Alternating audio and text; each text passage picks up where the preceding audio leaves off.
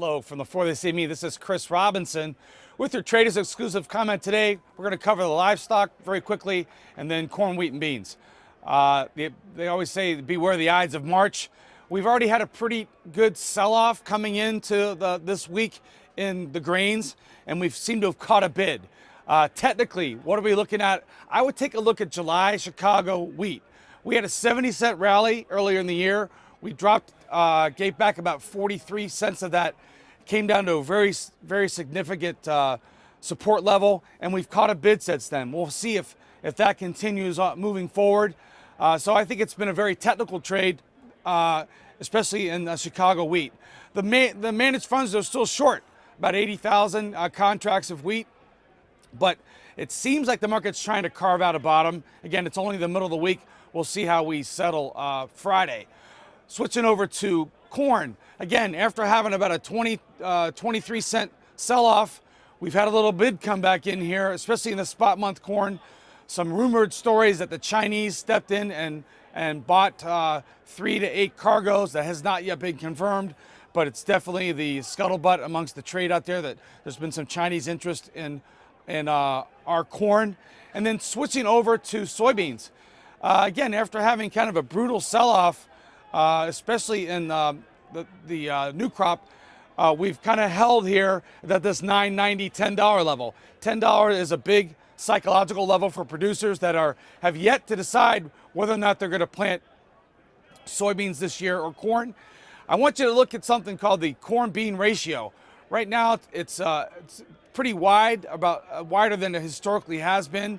And it's basically indicating to farmers that they should plant more soybeans given the corn-bean ratio and the price. That seems to be out of whack. That's something from a producer standpoint and a speculative standpoint. You want to keep your eye on that as a possibility where we could have a market shift there. We are continuing to focus on the March 31st planting intentions report. That'll tell us if farmers are going to go ahead and plant corn or are they going to plant more beans. That's the big question moving forward. Historically, if you go back and look at this March 31st planting report, go do a continuation chart, you'll see usually around March we'll have a spike lower or a spike higher, and it tends to, doesn't always, but it tends to set a high or a low for the next 6 to 7 weeks. That's why it's a very, very important number. Again, those numbers give you a good opportunity to get something done. Pull the car over and talk really quickly about livestock. Feeder cattle and fat cattle have had good rallies here. There's good support on the underpinnings from the cash market and also the boxed beef market. So there's good demand out there. There's a disparity between the cash market and the futures market, however, and you're starting to see that possibly close. We are right up against major resistance.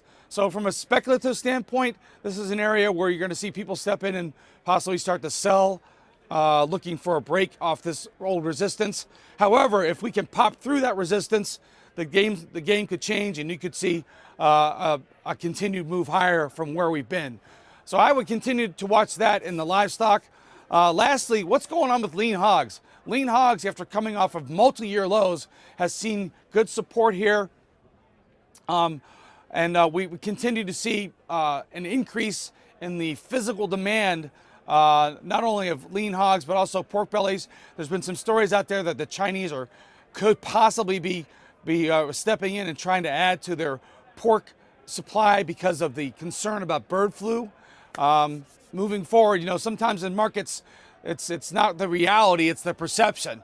And I think that may be one thing that traders have been looking at, is the possibility that there's going to be continued support. Because when you look at your protein choices, obviously poultry is the cheapest, but then right behind that we go to pork.